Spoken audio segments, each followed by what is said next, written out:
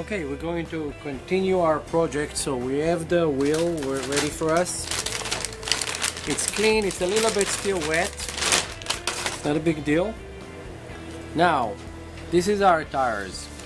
The tires have in and out. You can see by this gap over here.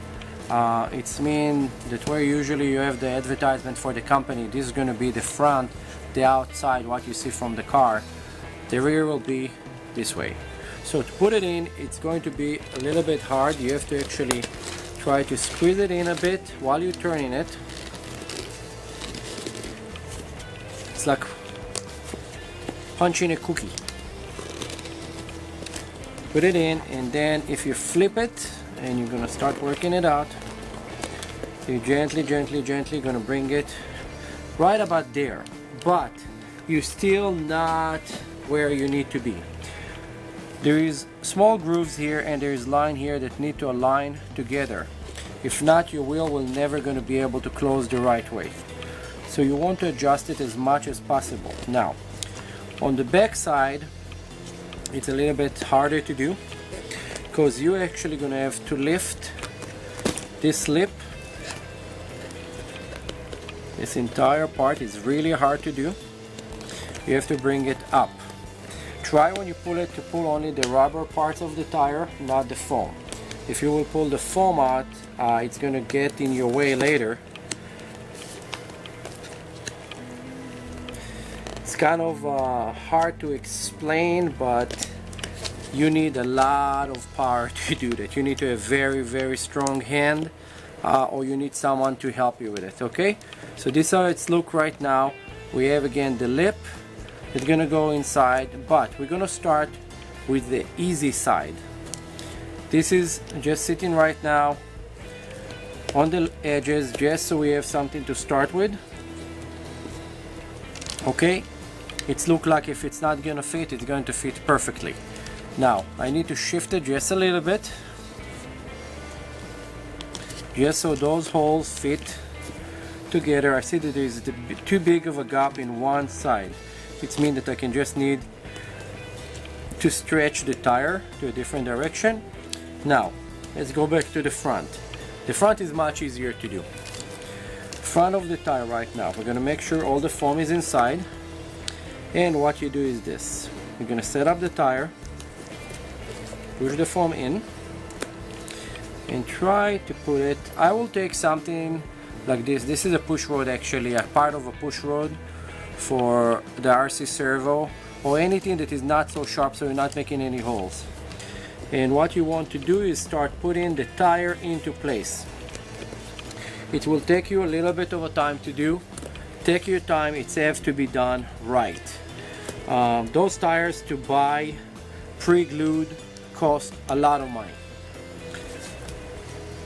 and they're going to be glued, they're not going to be screwed in. Okay, so now it's looking a little bit better. I'm going to start here with the first one. What I'm doing, I'm just pushing it in and trying to align the rubber. There it is, it's inside. You can see this one is in, this one is still out. Then we're going to go to the next one, and it's in. Try to put some pressure on it so you're not going to pull it out by mistake.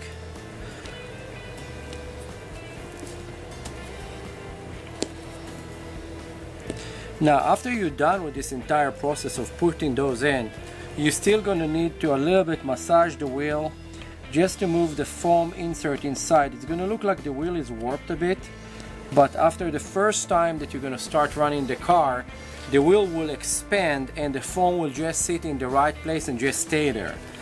You don't need to glue the foam inside at all. This is why those are bit locks. You're just going to close the screws over here and you're going to be just done with that. Okay, I'm going to do here some light adjustment.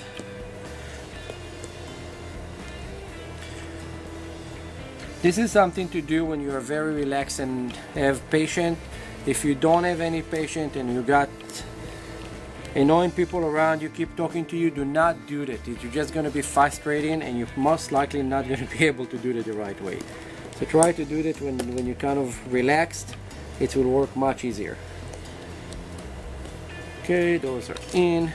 Now as you get in close to the end of it, it's going to create here a little bit of a gap trying to pull everything out.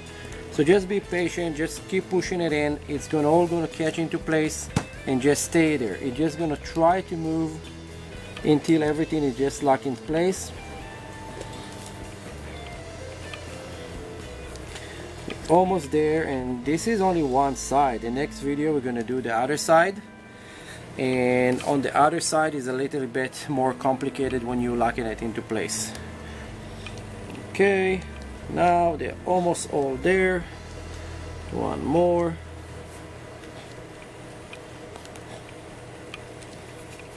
And last one. Last one is always the hardest one that give you problem. Okay, so we have everything in. What I usually like to do is taking actually one of those flat heads or anything that's flat that's not going to cause problem, and try to play with it a bit. Make sure that everything is just sitting in, and this is just perfect right now. If you look around, everything is in. Some of those can shift a little bit. Let's move this a bit. I want it to be a little bit more accurate. Okay, this is this part. Now all we need to do is align this piece. Now this piece have also those grooves in it, and this is going to be very hard to actually find those grooves together with those one. You're gonna have to actually Mickey Mouse with it a little bit and shift it until it's fit. As long as you put the hole on top of the other holes and start kind of massaging it a little bit, it will actually pull itself in, because it don't have a lot of choice. This thing don't really have where to go. It can only go on top of it and go in. Now for the start closing it up, start getting some of the screws that you got, put them in. Set up your drill. Again, I'm saying it while I'm still putting screws in. Set up your drill to the lowest torque possible. It's better to do this by hand. Again, just for the demonstration, I'm doing it with a electric drill. I usually gonna do this by hand. I just don't want people to watch a video that is like 40 minutes of someone closing some screws.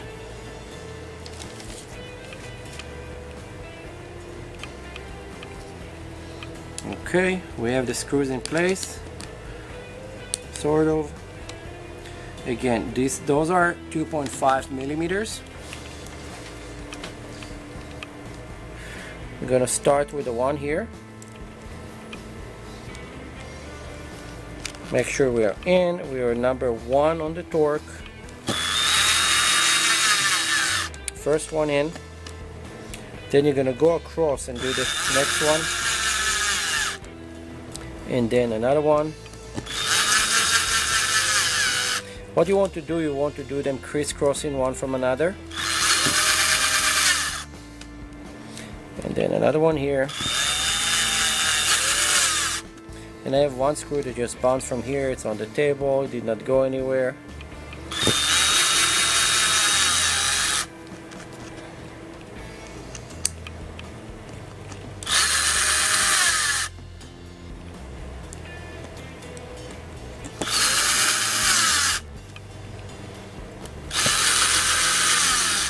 Now this thing is important to do while you're crossing one from another for a very simple reason. If you're not going to do it this way, it may move and maybe not fit.